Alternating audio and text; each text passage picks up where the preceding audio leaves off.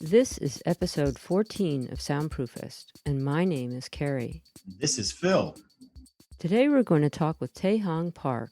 He's a musician and a professor at NYU. He's also launched some projects about noise and sound. These projects include Get Noisy, which is a citizen science project that measures airplane noise, and also Citygram, which is a sound mapping project. We'll learn the background of these projects in this episode, and also how he built some inexpensive microphones called tulip microphones for noise measuring. Dr. Tae Hong Park was my undergraduate advisor at Tulane University in the Music, Science, and Technology program. He's been a great friend and mentor to me over the years, and I was really excited to catch up with him and learn about his new work with Citygram, Get Noisy, and his soundscape compositions.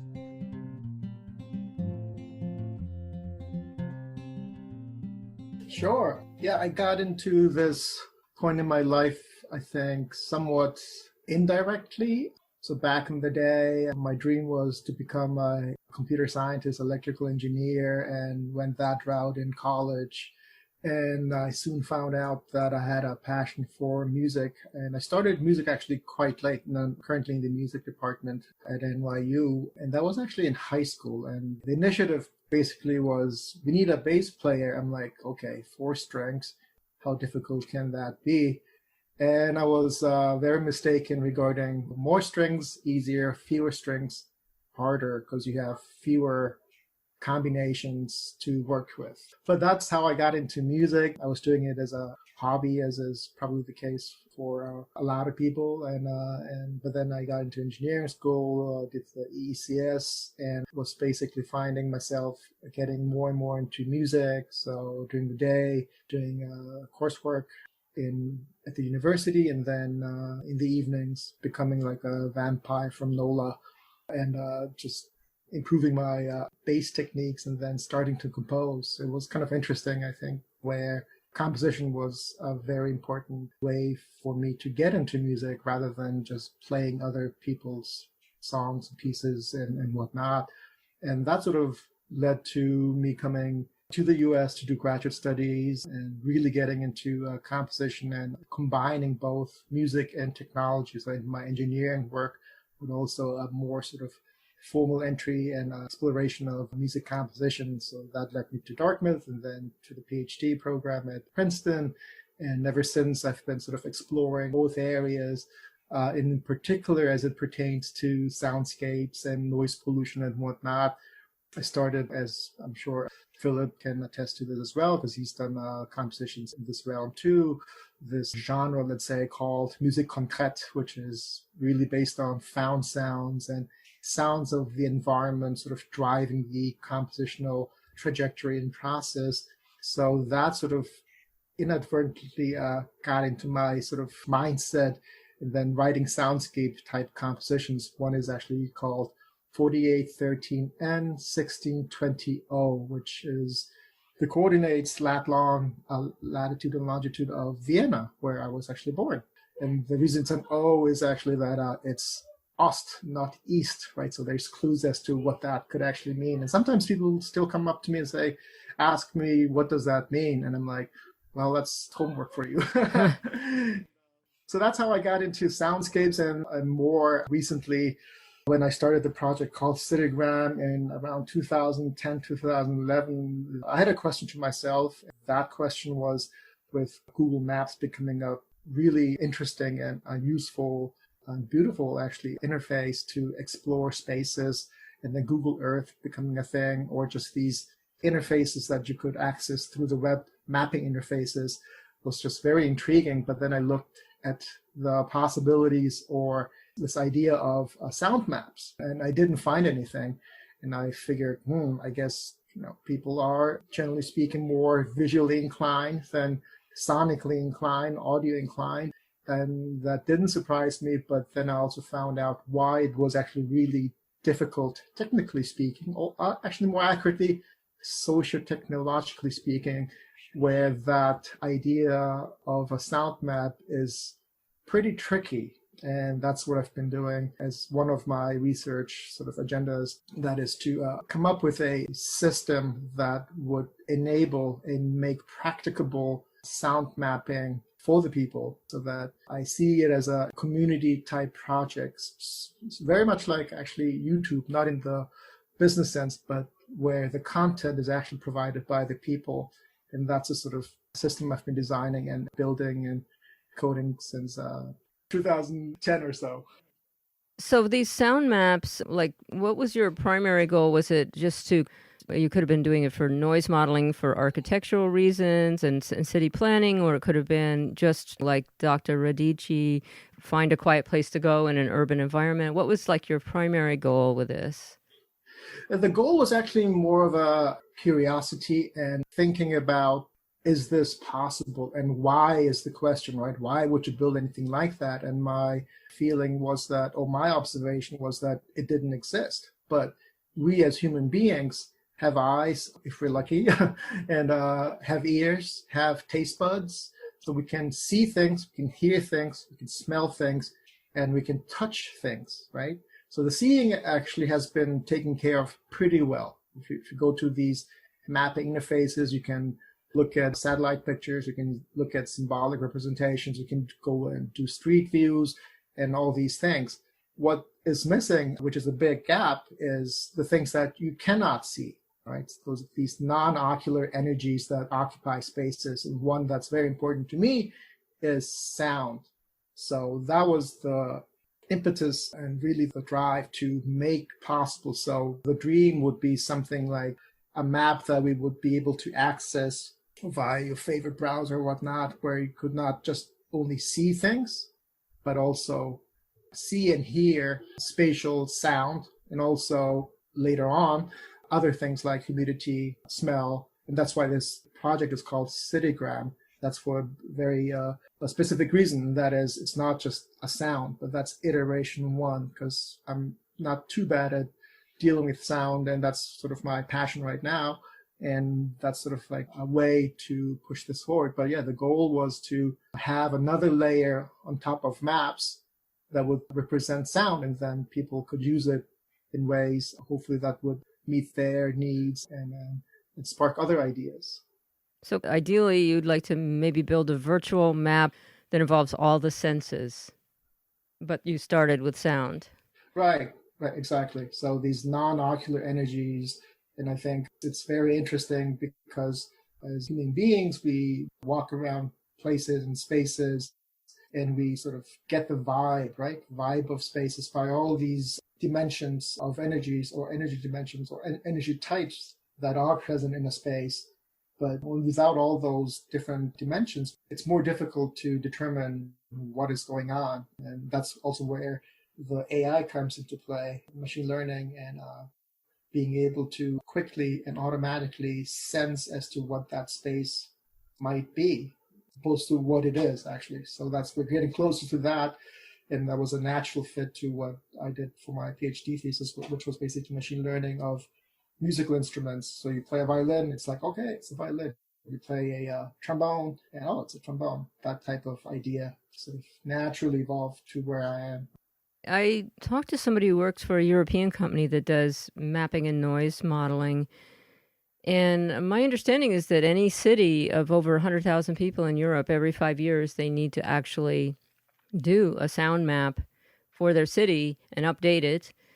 And we don't have any such thing here in the United States, as far as I know. So this is pretty revolutionary to be doing this in a city like New York that has so many sounds and probably needs this.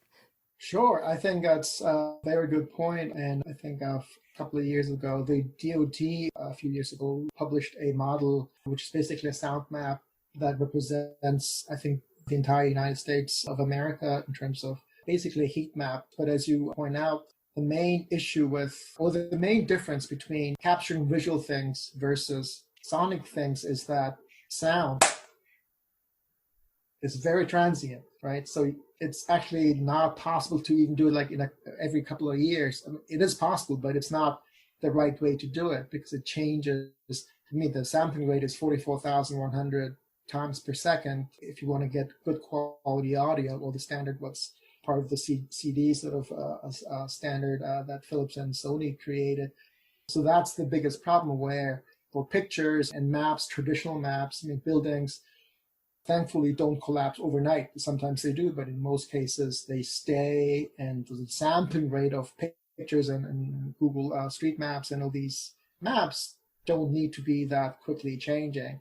And that's also why I think the modeling approach is probably also not the best, because models, for another reason, are as good as the models are. And so our approach is like, obviously looking at the models, but also very importantly, looking at the actual data so that they can be combined to inform us as to what the soundscape might actually be like. Yeah. Well, if you think about it, also cities, not just the sound, but everything that goes on in a city is transient. So just like with Google Maps, you may have the Google Map camera come through, and right then there's a construction project going on, and a month later that project is over. But for the next couple of years, if you look up that address on Google Maps, you're going to see this huge construction project. And as well with sound modeling, you would hear it, or you model something and it's a very quiet neighborhood, and then this huge 3-year project starts up. And it's not like that at all, and if you're basing where do I want to live next? Where do I want to visit? Or is this a good place for me to start my quiet little acupuncture business? It's not going to necessarily be that way and stay static by the time you get there. Yeah, that's a really good point. And it's in some ways even more serious than what people in general can and are imagining. For example, so one of the main focus right now for us is to look at airplane noise or aircraft noise. I'll give you an example as to what the data shows. So around 2005 or so, this was around Chicago ORD Airport, which is one of the biggest airports in the US. We have Atlanta, JFK, and all these places. There were approximately around 5,000 complaints per year, which is a lot, right? If you think about it, the communities that live around the airports are unhappy because some of these airplanes make a lot of noise, especially if it's in the evening, right? When the noise level, the background noise levels or the ambient noise levels come down. And even if you have a small or rather low acoustic event that's pretty low, because of the signal to noise ratio, it actually feels very loud. But the point here is that it's around 2005 or so, we had around 5,000 complaints per year. Fast forward to 2015, it increased to more than 5 million. Wow. 5,000, 5 million. I was That's like, enormous. This cannot be. Right. It's like somebody didn't quite capture the... A zero is wrong on this, yeah. Yeah, this is like the Y2K error. That's Right. what I thought. So one of the things I did is I always try to, whenever possible, verify and experience and check. So I actually flew to Chicago and met some of the community activists that are suffering from this, and I listened to them. And what I listened to carefully, the airplanes that would fly over their homes. And this is just like a regular neighborhood, just normal, traditional American neighborhoods, just middle class and maybe even upper middle class. And it doesn't even matter because noise doesn't discriminate at all because it's in the air. And the severity just blew my mind in terms of, wow, this just cannot be, because it's every minute basically, more or less, you get another airplane, and then until basically midnight. And they have different types of regulations and whatnot, but it was eye-opening, or shall we say ear-opening in our case. And as I said, one doesn't realize it because not that many people live around airports. But there's a huge population that does. And with gravitational pull of megacities like New York and like Chicago, where I think since 2015, for the first time in human history, we've had this shift where more than 50% of the global population now lives around urban settings, urban areas, sort of shows or is one of the artifacts that is sort of expressed through sound. And that's what we're focusing on, sort of the approach of what is the lowest hanging fruit as it could help in contributing to community and society where sound maps can be very useful. And that's what we're focusing on right now. I would imagine that the amount of air traffic is next to zero right now over New York, though. I mean, maybe not zero, because obviously there's still flights going in and out, but not the volume that there has been before the pandemic. Have you been measuring that, like current? Yes, as a matter of fact, so we've been doing this for the past 2, 3 years. We've been capturing sound characteristics around airports, airport communities in New York and also Chicago, a little bit over in Canada as well. And yeah, we have data, so we're actually quite, I wouldn't say excited, what's the right word? We're intrigued by this opportunity that has presented itself because we can now sort of compare before, during, and after and see and actually hear, in this case, or visually see the sound and see what's going on. So we are working on having that data visualizations available. And as you say, the traffic has gone down significantly, but our system also is still picking out, and you can actually quantify that in terms of which sounds are appearing. And in our case, we're only capturing airplane sounds and ignoring everything else. So it's basically the AI system listens to the sound and determines whether it's an aircraft or not. Because we're also very, very careful and sensitive to privacy issues. So we don't want to do this wide area network of listening to everything, because that can be a little, what's the right word, creepy? Yes, so I think it's important, and we're not recording anything. So all this data is basically, is it an airplane between, like, let's say, is it 0% airplane, 100% airplane, anything between?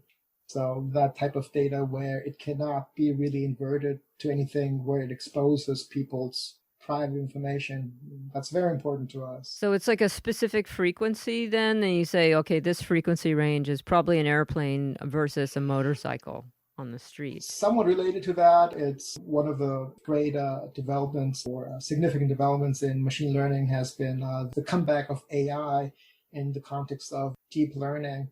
So one of the great things about deep learning is that you don't necessarily have to do a lot of engineering of determining, is this frequency important or that frequency important? Is this dB level important? What characteristics are the most important characteristics in order to identify an airplane? What deep learning allows us to do is that a lot of that can be extracted or learned from the data itself.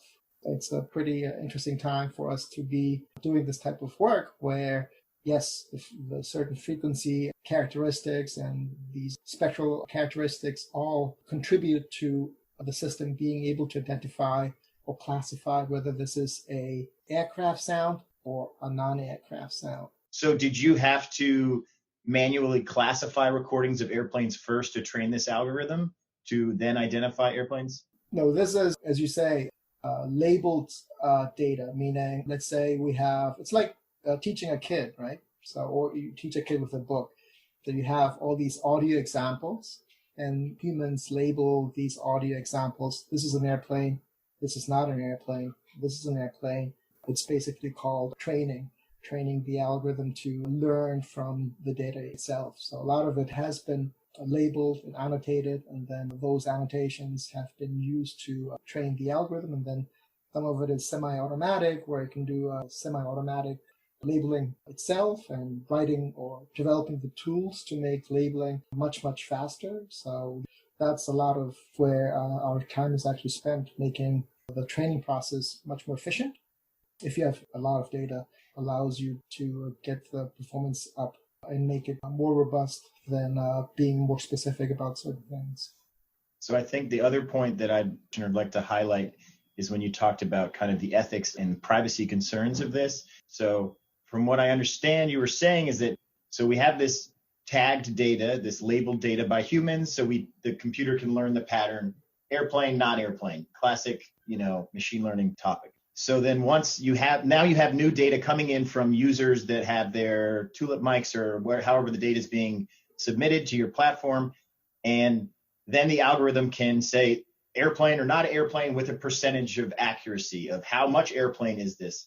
So then from what I understood from what you were saying, that is the data that's actually stored, that computed value of airplaneness, not the actual audio recording of the event itself?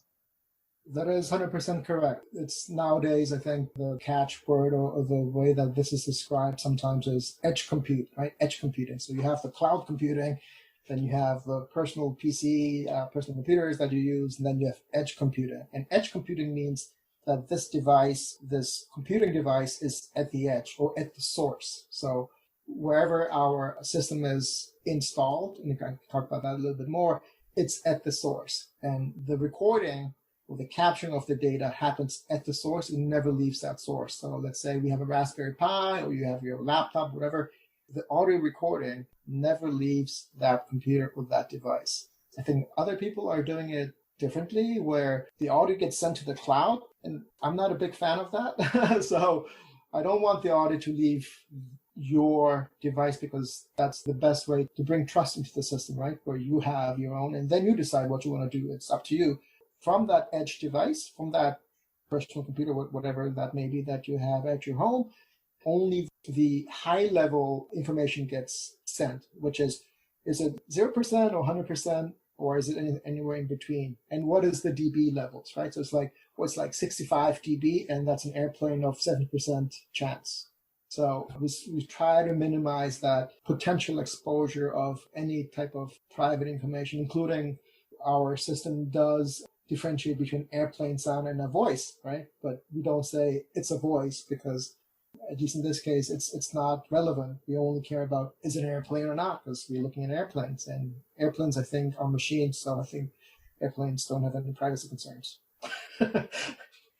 Speaking of privacy concerns, I was just thinking about how if this combined with like a sleep study or something, or a blood pressure study of people who live in the surrounding areas who are often impacted by airplane noise, I can't think of a device you could collect this on that isn't probably considered to be potentially an issue.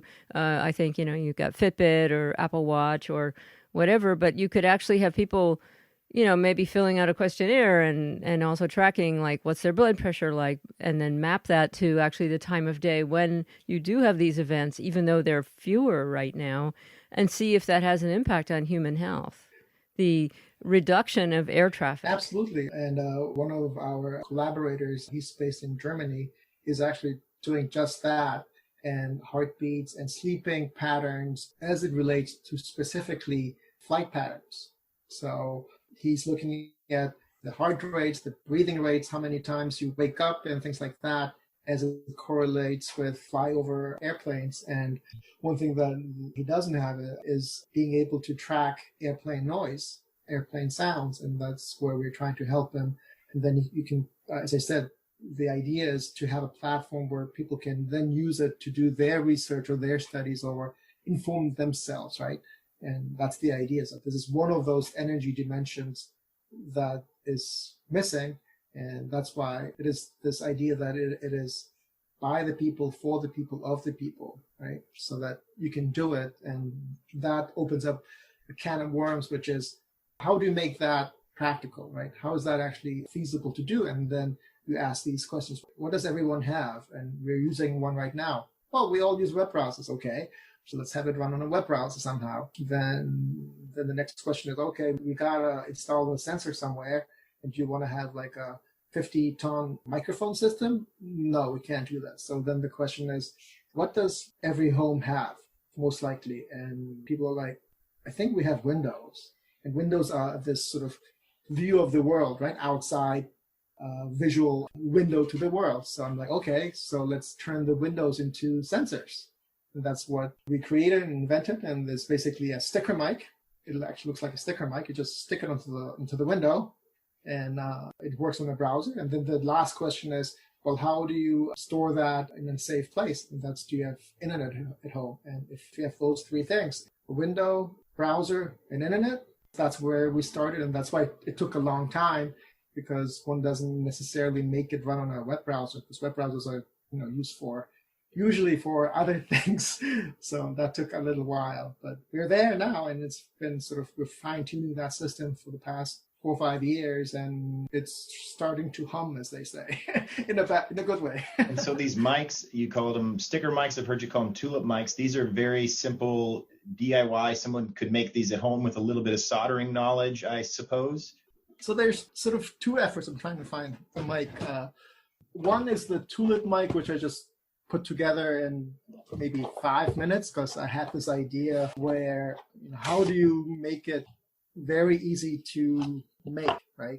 How can I have it so that people can get their own, right? And make their own. And this is what the tulip mic looks like. Looks like a tulip, right? Wow, it's so small. What this thing is actually, I don't even know what the name is, but I think if you go to like the post office and whatnot, they have these things, they put them on the thumbs. Oh, right. So for when you're turning pages, you don't get a paper cut. Yeah. Office supply. So these are basically waterproof and very robust and resilient.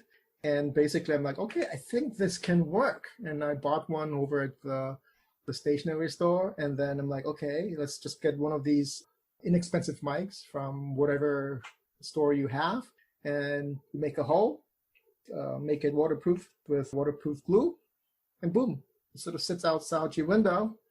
And then the question is, do you have somewhere to stick this into? And then if the answer is yes, then well, you're all set. And then if this breaks, right, it's like, I don't know, maybe it's like $5 to make. And anyone can build this, because I can build it in 5 minutes. And as I said, it's like just cutting the thing off, putting in the mic, side, gluing it, and then you're done. This is the tulip mic, which anyone can build. And then we also build these custom mics. The listeners can't see, so the little rubber thing is like a rubber thimble or thimblet. Is that the name for it? Yeah. People use for turning pages. I know your audience can't see this, but here's the sticker mic. It's actually the size of a credit card, and that's also by design, making it sort of very familiar and friendly looking, and it's very thin, as you can see. It's not quite a sticker. This is one of the early prototypes, and just Velcro it and stick it into the window. And with industry grade Velcro, it's like, what, 12 pounds strength? This will never, because this is so light. This one is actually using MEMS mic, and it's custom mic, but the cost for that is actually very low too, once you are able to mass produce it and whatnot. Yeah, but I think the question has always been, how do you make it possible for people to do it if they want to do it, right?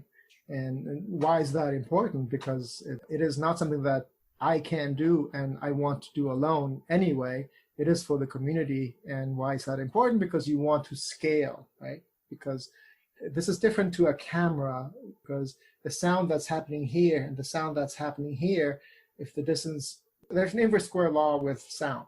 Because you go off by a few hundred meters, you actually don't hear that sound there. So you got to have a lot of these sensing stations in order to create a sound map. And for that, privacy is important, making a practical solution that everyone can sort of embrace, and then having that be the sort of driving force behind it. Yeah, otherwise, it's technically speaking, just sticking a mic outside is easy to do, but then you have to think about how to make it waterproof, how to make this and that. And these are actually basically waterproof and people-proof. That's the scariest, that's the scary part, obviously. And I'm not saying this is like people-proof, but we are very much thinking of that at every step of the way. And web browsers are probably one of the safest things that you can use, because a lot of people use it. And when more people use it, you sort of test it and find the bugs and security bugs and things like that. So there's no perfect system. I would also point out that the web browser is a great example of, like you were saying, community-driven open source, specifically with the web audio initiative that we've seen in the last few years, that this is open source software, community-driven, that has allowed, I mean, you started doing this before this was, it was much more difficult in 2010 to do this than it is now, specifically in the browser. Yeah, it was a little tricky. And in the beginning, the browser wasn't fast enough. But one of the primary reasons, as I said, was, how do you make it possible that it works in the browser? That was a big question. And it wasn't actually possible because it was way too slow. But the other reason was actually, and you know this too, Philip, when you code anything, right? If the OS changes or the version gets updated, or this person has that version, this person has this version, this person has that OS for a different version, it just doesn't work. And the amount of time you spend in just getting to work outweighs the actual work that goes into it, which is the algorithms and the system design and all that other stuff. And I was just frustrated that this is almost like, is it the chicken or the egg? And it's like neither, because you spend so much time on the stuff that is, first of all, not interesting. And secondly, it doesn't really serve anything except making it work on all these different platforms. And as we know, the web browser basically runs on every device that humans use, including the smartphone, the tablet, Raspberry Pi, desktop computers, and boom, so I only just write one code base in JavaScript with HTML, actually, very little HTML, but basically most of it is just JavaScript based. And that allows me to focus my time on the actual development, because I don't have a team of 50,000 people. It's only 49,000, so divided by.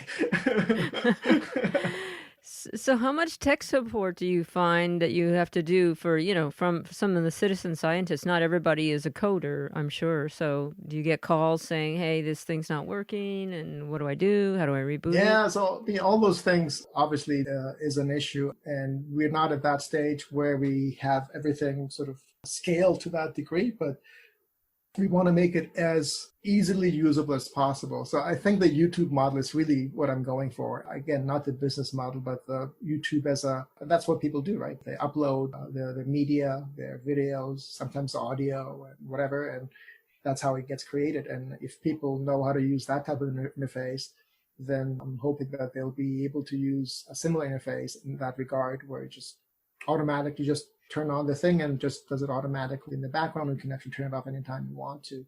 So those questions from the people, the community will be there at some point, I think, because there's a good model already existing. So I'm hopefully carefully optimistic that we can come up with a system that is not so complicated, because that will really put a big hindrance on moving forward with anything like this. And it's not like this is the solution, but somebody else way smarter than me will come along and say, hey, there's even an easy way to do it. And if that happens, even better. It's basically just me being a small piece of the puzzle and driving that forward. As we all know, society is a very visually oriented. We're in a very visually oriented time. Seeing is believing, yeah. Seeing is believing. Deep fakes is going to throw that into question a little bit. I know. That's a totally different topic, but it's that's pretty amazing though, the deep fake stuff. So I was thinking about how a couple years ago there was a story about a similar type of device, maybe similar, that was used in Barcelona because of neighbor complaints, because they lived over a plaza where tourists and other people would hang out all night long playing music and talking and partying, and it was impacting the quality of life. And so they had something similar where I believe citizens would put these monitors on their windows, and I think they were kind of a hack type, small homemade device, just like what you showed us. And the results were that it showed, what the noise levels were, and they created some guidelines around when people need to stop playing music, and that sort of thing.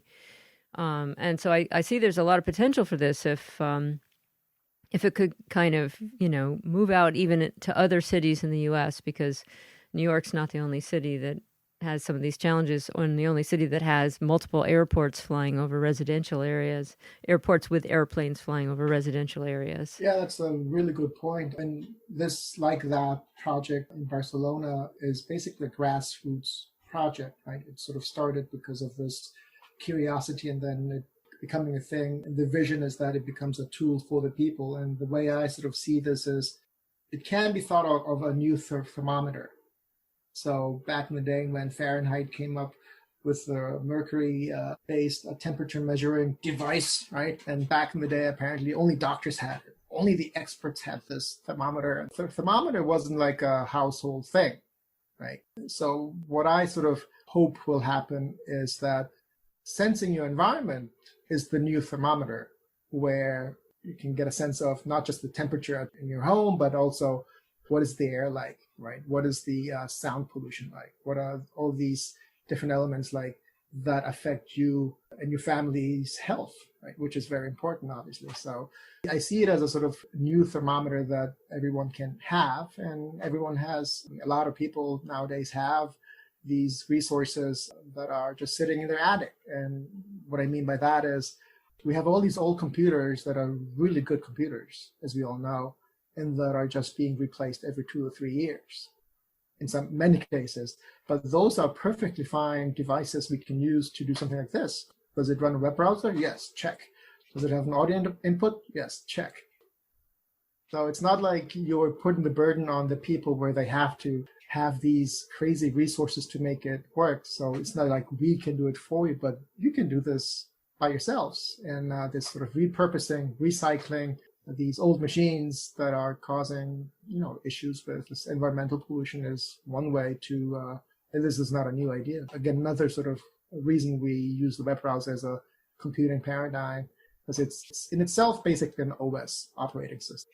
Is there a resource online where you could, kind of go through a checklist of what do you need to get involved and what are the steps to get involved and how do you set this up? And... Not quite yet. And I think Phill is working on that. But yes, what we've done in the past is we've had these workshops where we just do an open call and anyone can come in and we sort of do these presentations as to how you can set up certain things. And it's been a work in progress. And because the technology also evolves, I think that's been sort of one of the things that I learned. I think it's not necessarily great to have it out too early. It's certainly not great to have it out too late. I think what is that timing aspect that will make it meaningful from the community's perspective, right? So I think that's the next step once it's like ready. But then you don't want to, nothing's going to be ever perfect. So I don't want to get into that trap either, where you just keep on hacking until you're 600 years old. But we're basically around the corner as to where this can become a thing that people can use. So your project is really focused on airplane noise, which is really important. And I guess it didn't start that way in 2010 or 11, but also since that time, we've seen a lot of sound maps emerge. Places like Montreal have them. I think the UK has a lot, British Columbia. So have you, these are your colleagues that you talk to at conferences, I'm sure. Have there been any thoughts of collaboration between these platforms or a larger global, at some level there's competition between your project versus, you don't want to abandon your baby. The question is there any potential for collaboration there or discussions around that? Well, that's a really good question. And I think my sort of observation is that although there are more of these types of projects that are sort of bubbling to the surface, and it has taken everyone quite a bit of time to do it, I think each one is a little bit different. So it's kind of like when I suppose Apple came out with the first version of the smartphone, which was the smartphone. And it's not like smartphone doesn't exist, right? Samsung has been doing it, LG has been doing it, all these other companies have been doing it. They're all basically the same if you think about it. But something that Steve Jobs did with the first launch of the first iPhone was special, right? So he got something right, and he was obviously sort of reading what must be included and what should not be included, which is actually more important, I think. And I think Apple has done that really well, what not to include so that the user experience becomes a thing. So I think that's in a similar vein. I think that's what's happening. There's a lot of much more research happening around the world, but still a very small community. And it's sort of bubbling to the surface. And I think at some point, we'll all sort of know more. And then I think something will emerge like, oh, this is sort of the model. But a lot of people will say, oh, this is a good model to follow. I think we're not quite there yet, but I think we're pretty close to it. And this interview actually is one of those artifacts of that happening. Because when we were together at Tulane, I wasn't thinking about this, not directly. I was thinking about soundscape compositions and using that, but it wasn't in this mindset. So I think that's sort of long-term trajectory that we're seeing. That's what I'm seeing. So at some point, this will sort of coalesce into this standard way of doing things. I would also say anecdotally that a lot of the mailing list I subscribed to during the shelter in place have been a lot of people, a lot of amateurs becoming interested in soundscape recording and going out and capturing the now profound silence that they're experiencing in their day-to-day lives. So I think there is generally more awareness of soundscape as a phenomenon to non-niche people, as it were. Yeah, and then it's kind of funny how this works, and this is just a general commentary on this phenomena, right? Once you don't have it, then you realize what it could be in both positive and negative ways, right? If you, I don't know, had AC, I lived most of my life actually in Europe, and they don't have AC there. And then you come to the US and there's AC everywhere, which is like pretty awesome in the summer, especially when you're living in New Orleans, where the temperature goes up to the 90s in the evenings, right? Upper 90s actually sometimes even. When that sort of carpet is sort of taken from you, then you realize, whoa, what's going on here, right? And then it's that signal to noise ratio, right? The noise has come down, like in this case, sound, and you hear the difference. And it's a double-edged sword, right? I mean, we're living in a literally unusual period of the pandemic where this is possible, but the complexities as to what comes after this will be really, really interesting. But at least we have, what's really interesting, I think, is that this is a very unusual time where we can sort of look at an ideal that, oh, this is something like an ideal that is at least sort of a guide as to how to make environments more livable, right? Obviously, it's not possible to not go out and stay at home all day long. I wouldn't be a big supporter of that in any way or fashion, but at least that opportunity, that setting has never been experienced since the Industrial Revolution. It's been just nonstop, go, go, go, go, with the machines becoming bigger and more noisy and all over the world. So this is like, wow, interesting that this is happening. And that's, I think, why more people are realizing, being more aware of silence. And silence can be deafening in this case. Yeah. It's both a positive and an eerie situation at times. Very eerie. So you've mentioned, I know personally that you've lived all over the world, and you mentioned, being born in Vienna, spending time in Europe. I know you've lived other places as well. We've mentioned a few of them. Auf jeden. So I guess this is kind of a more open-ended question, but do you have any profound experiences of soundscapes from one urban setting to the next, or any, childhood impressions of the soundscape of Vienna or other places you may have lived that are cogent to you? Yeah, that's, again, a very good question. But yeah, it's so putting on the composer's hat. So as I mentioned earlier, these types of soundscape pieces, one of the pieces that I wrote was about Vienna. And the reason for writing that piece was not just, oh, let's just write a piece about Vienna. It was this hypothesis and idea and concept that I think there are signature sounds in every place on planet Earth. Some will be very divergent, some will be very unique, some will be more general, and the list goes on. And I remembered sounds from my childhood when I was living there, and I had this hypothesis, and this hypothesis went something like this. I bet that there'll be, when I go back, I will recognize the vibe of the place. And one of the dimensions of the vibe is not just the visuals. The visuals are pretty much the same, meaning, for example, as quantified by, I was able to find my old home. I mean, that's like from primary, like kindergarten days. I was able to find that home, and the owner was still the same. And he actually recognized me, which was like, hypothesis 1, check. Hypothesis 2 was, well, sonically also, I was thinking that that same sort of idea would be possible or would be something I would experience. And yes, that was also the case. So I captured, like, I think it was like 2-3 months. I went around all over the city just capturing with my ADAT. I'm not sure that people remember ADAT machines, but it's cheap and it records digitally, and was just recording the soundscapes of Vienna.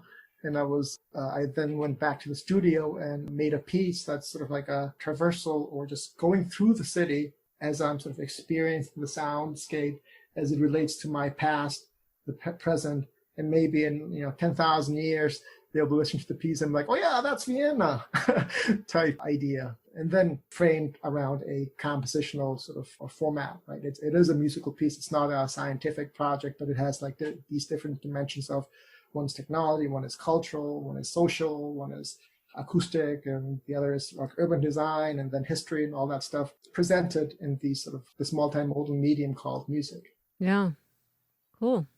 And so I think if we fast forward from that, you did that piece a while ago, and now I've seen some of your pieces where you're actually using some of the data that you gather from your project like Citygram to actually drive some audio and visual aspects of the composition. Is that correct? Yeah, that is definitely correct. So one of the ways back in the day when I was just running around with my recorder and capturing things was great, and I still enjoy doing that. In this day and age, you can actually do something where you don't have to do that type of engagement where it only depends where you are, right? If it's possible to get these high-level audio data features and have them streamed to a computer, which we can actually drive certain elements in a musical sense. And that could be the video projections or the data that drives the audio. And I sort of jokingly say that this is a way to jam with planet Earth, actually sonically. So there was one piece that I wrote in 2016. And this was that idea where it was an ensemble. I think it was bass. I'm a bassist, by the way, as you know, Phill. So I had to put in a bassist, drum kit, string quartet, piano, and vibraphone.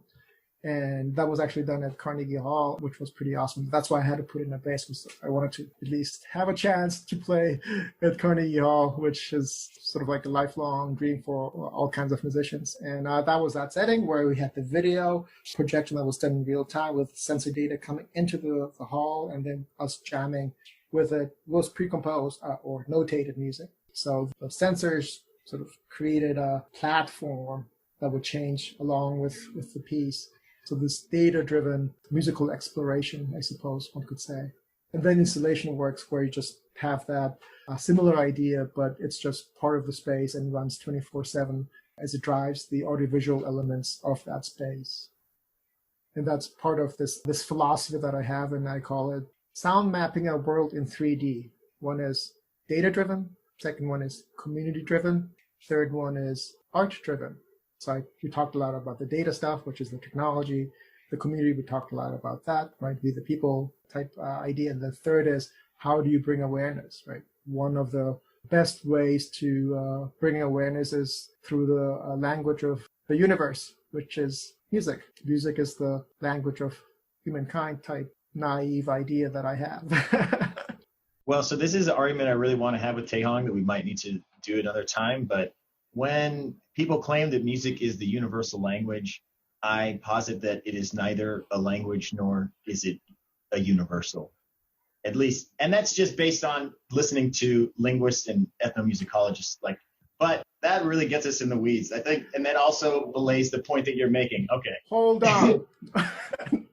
I'm just kidding. No. I mean, it's just a metaphor in a way to sort of think of it in where you have a way to bring awareness, look at the data, the technology, but also bring in the community. So right. It's a great saying, but obviously it's what does universal mean? That word itself, I think, is problematic. So I agree totally. So the only other question that I have prepared, which I'm not sure you actually want to talk about this or not, but your work with Get Noisy, this seems like a startup doing some more acoustic monitoring of airplane noise. Right. Yeah, I can talk about that as well. So one of the things, and this relates to actually the second D, the community-driven part, is that I'm an academic. So I live in the lab 24/7 basically, and Philip can probably attest to that lifestyle where I just sit in my office and do my thing. I was thinking that it would be a shame if something like this would just collect dust in my lab. And I think I was thinking of the most practical way to get it out of my office, essentially. Because there's so much great research going on, so many great projects that happen in academia, but that never really get exposed or are shared with the public. And one way to do it is outside of academia. And then we actually started a Kickstarter campaign to see if there's interest. And we were like, yep, check, there's interest. And then Get Noisy was formed. Basically, we have a CEO, I'm the CTO, which is what I do. And then we're pushing that forward where we can bring it to the people more quickly and not have it just rot in the lab, and which would be the case, I think, more often than not. So that's one of the reasons we sort of created the startup and pushing that forward as we speak. And so the product is basically an encapsulation of like the whole system, like similar to Citygram. It includes the microphone and also the edge processing, I assume, or similar. Right. It's basically a Raspberry Pi. Looks like like this. I see. So a mini computer that's got all this stuff pre-loaded onto it with all the devices. So that way, unlike the DIY approach of Citygram, where you have to like build it yourself, this is kind of more just a consumer, like one-stop shop of the right. Sort of this concept of, so there's, many pathways, but generally the DIY pathway is, it's difficult to determine whether that measurement that you're getting is whatever accurate means, but is that accurate, right?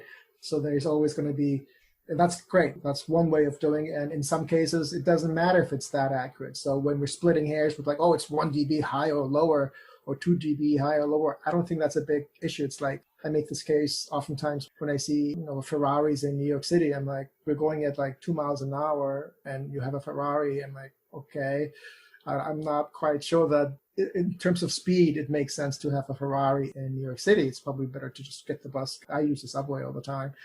So it's in that same vein. For some cases, you don't need that fidelity in terms of the accuracy. So in other cases where you want to make more accurate measurements, you would need to either have those things all in place. And when you buy them all separately, it costs a lot of money, right? So that's, again, another burden to the community. So for example, for airplane type sensors that get installed, those cost like upwards to almost $30,000 per unit. And those are great machines. This is the Ferrari of the sensors, right? But the negative aspect of that is, it's difficult to get those sensors installed in your home unless you have $30,000 to give. So ours is actually something that is not that much of a burden. So it depends on the person and the way that a person wants to be involved in. But one way to also look at this is that in this case, and this is one of those rare cases, more is better, at least for sound maps. Spatially, it's really big. Temporally, it's really big in terms of every second basically more or less counts, right? Somebody enters this room in 5 seconds and they didn't hear me clap. So therein lies the problem. So I know everybody wants to get going with their day, but I do have one more question, and that is, I stumbled across, maybe through the I don't know how you pronounce it, SONYC, the Sounds of New York City project. They seem to have a citizen science arm that they're connected to, which is a website that sort of crowdsources citizen science projects I think it's called Zooniverse. There may be more of them, and I'm just curious to know, like, for listeners, if they want to get involved somehow in a project like this, where might they sign up to participate? That's a great question. I think so. We talked about this earlier. One way, or very important component in getting the AI to work better is to get a lot of human annotations, meaning humans saying, oh, this sound is the cockroach dancing. This one is the honking sound. And that's that effort in the Zooniverse allows this web-based platform where people can come in and they sort of identify these different types of sounds, and those labels are then used along with the sound file to train the AI module. So that's very important in terms of crowdsourcing. We're not doing that, at least not at this time, because I think I'll leave it at that. I think there's some interesting dimensions as to why, where, and how one does certain things. But yeah, that's basically one of the key factors in machine learning. You need a lot of annotated and labeled data to make the algorithm work better. Is there anything else you want to plug or share to our listeners, Tae Hong, before we sign off? Yeah, I think it's amazing. It always amazes me how the internet is so awesome, right? So full disclosure, Phill and I, we were together at Tulane. Did we both go through Hurricane Katrina? No, I showed up after. I showed up in the Katrina. So I was there during Katrina, and it was a long time ago, and known each other for a long time, but I haven't seen you for the longest time, actually. It amazes me how these connections are made again and meeting new people, and then also finding that other folks are interested in this. It's amazing. I think it's great that the internet allows us to do this. And even in this type of situation where we just do it remotely. I think it's now that everyone's remote for everything they do, even with their friends down the street, that it kind of, the difference between me talking to you over Zoom and talking to my, colleagues that live in the same town as me is just the time difference. That's really the only complication. So I think that's one of the things that we might be needing to navigate sooner than we had anticipated, which is that this sort of shift from physical to virtual, the physical realities and the virtual realities and the mixture models. I mean, I think the best models are always like a hybrid, right? It's the best of both worlds, but I think this has come upon us much earlier than actually I had expected it to come. So I think a very interesting time we live in. I'd like to thank Tae Hong Park for joining us today. I hope this episode inspires you to get involved in citizen science and to start collecting and mapping sounds from your sonic environment. We'll post some links in the Soundproofist blog. You can find some information at getnoisy.io and also at citygramsound.com. Thanks for listening, and see you next time.